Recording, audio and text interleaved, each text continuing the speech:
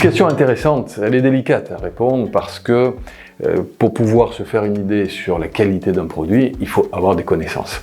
Il faut savoir la différence entre une poudre en extrait sec, il faut savoir aussi quelle est la quantité de telle plante ou de tel micronutriment qui est utilisé et associé.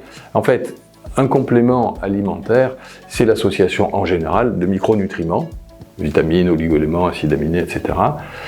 Et très souvent de plantes, voire de produits de la ruche. Alors, pour connaître la qualité, c'est difficile de répondre de manière simple.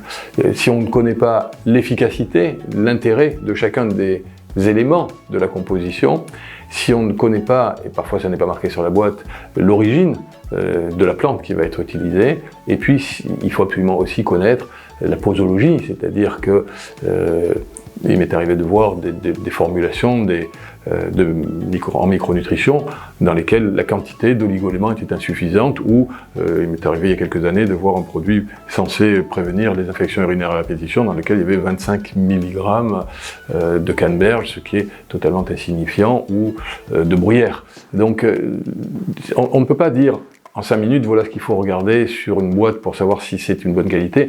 Il faut avoir tous les éléments de compréhension pour pouvoir décoder l'association et comprendre la synergie que le laboratoire a mise en œuvre.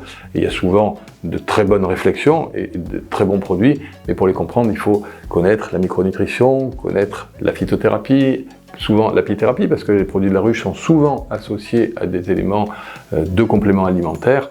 Donc ce sont toutes ces notions de compréhension qui permettent d'avoir un regard critique, et un regard critique positif souvent, sur la formulation qui est proposée.